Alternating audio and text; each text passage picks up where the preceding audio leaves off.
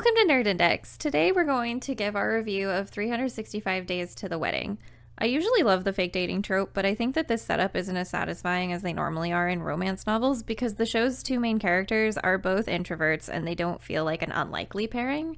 Like, if they would just have talked to each other normally, I think that they could have easily ended up dating anyway without this situation.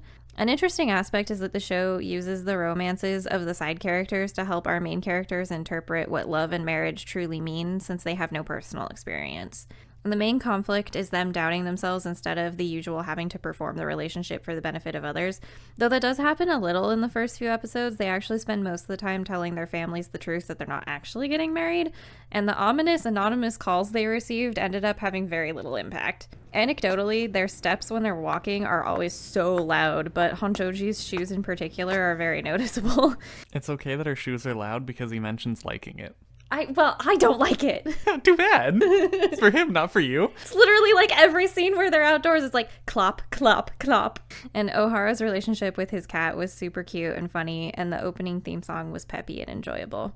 Yeah, I do wish the characters, our two mains, got to spend a little bit more time together, because that's when the show felt the best. Yeah, that's the other thing. Like, the pacing of it going from the fake dating to the let's actually date felt weird because there was so much time that they did not spend together and that they didn't really, like, nurture a relationship and just, like, barely started to get to know each other. So it felt like they went from literally fighting about whether or not they'd gotten in an argument, and then they went to just straight kissing out of nowhere. And then it was also like, oh, living together is so freaking hard, I don't like this, to, you know what, let's actually just do it and get married for real within like 20 minutes of each other. And I'm like, huh?